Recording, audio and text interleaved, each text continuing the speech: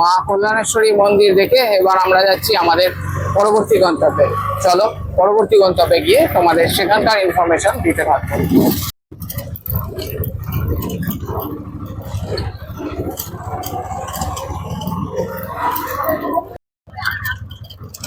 এখানে কয়লা রাখা আছে।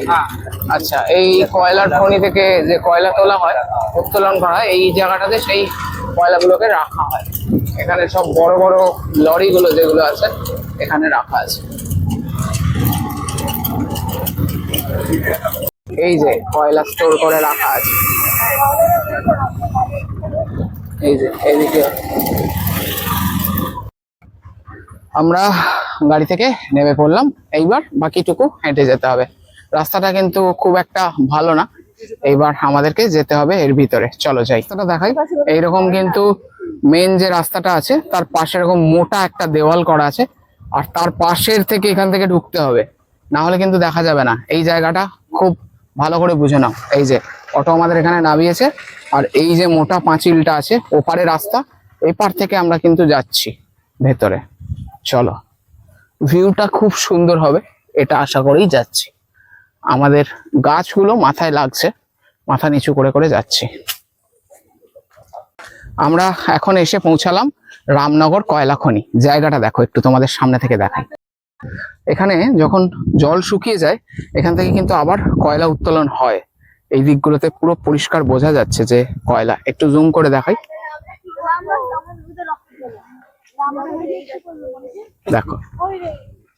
আর ওই দূরে একটা পাহাড়ের মতো দেখা যাচ্ছে, এদিকেও পাহাড়, সেই জলের স্তূপ যেখানে যার তলায় রয়েছে কয়লা। আর জলের রংটা যদি একটু দেখাই, সাইড থেকে দেখাই, এই হচ্ছে জল।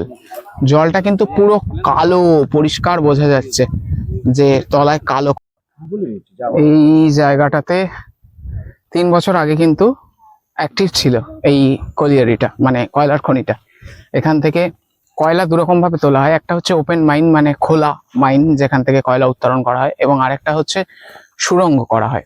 তো এখানে প্রথমে সুড়ঙ্গ ছিল, তারপরে ওপেন করে দেওয়া হয়েছিল, অর্থাৎ ওপেনলি তোলা হতো। আর এই যে বিশাল বড় জায়গাটা দেখলেন, এখানে এখনো পর্যন্ত প্রচুর কয়লা আছে, কিন্তু যেহেতু জল জমে গেছে তাই আর তোলা সম্ভব হচ্ছে না, জল শোপ করছে।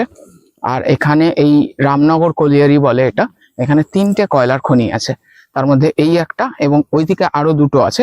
সেই 2টো কিন্তু চালু আছে, তবে সেখানে সেফটির কারণে পাবলিকের এন্ট্রি অ্যালাউড না, তাই দেখাতে পারছি না। এখানে কলিয়ারির একজন স্টাফের সঙ্গে কথা বললাম, তিনি এই সমস্ত ইনফরমেশন দিলেন। এই কয়লাগুলো মাটির তলায় কিভাবে আছে সেটা জানার জন্য কিন্তু প্রসেস আছে। ড্রিল করা হয়, ড্রিল করে সেখানে সার্ভে করা হয়, এবং তারপরে সেই সমস্ত বোঝা যায় যে আদৌ সেখানে কয়লা আছে কিনা এবং কতটা গভীরে কয়লা আছে ইত্যাদি। এখানে দাদা যেমনটা বললেন সেই অনুযায়ী যদি আমরা যাই, তো দাদা বলছেন প্রায় 500 থেকে 550 ফুট নিচে এখনো কয়লা আছে। আর এইখান থেকেই বলছে যে সুড়ঙ্গটা যে ছিল সেই সুড়ঙ্গটা এখানেই ছিল, বড় বড় হুইল লাগানো আছে, সেটাই দেখ। এই যে যেটা দেখা যাচ্ছে এইটাই কিন্তু যে মাইন থাকে, সুড়ঙ্গ। আমরা সিনেমায় দেখেছি, অক্ষয় কুমারেরও সিনেমা ছিল, সেখানে দেখেছি যে অক্ষয় কুমার যখন মিশন রানীগঞ্জের কয়লা উত্তোলন নিয়ে সিনেমা দেখিয়েছিলেন, এবং আরো বেশ কিছু সিনেমা আছে, এরকম এই মুহূর্তে নাম মনে পড়ছে না। আমরা দেখি যে সুড়ঙ্গের ভেতর থেকে শ্রমিকরা ঢোকে, কি পরিশ্রম করে। এই হচ্ছে সেই জায়গা, এখান থেকেই শ্রমিকদেরকে ভেতরে নামানো হতো সুড়ঙ্গে।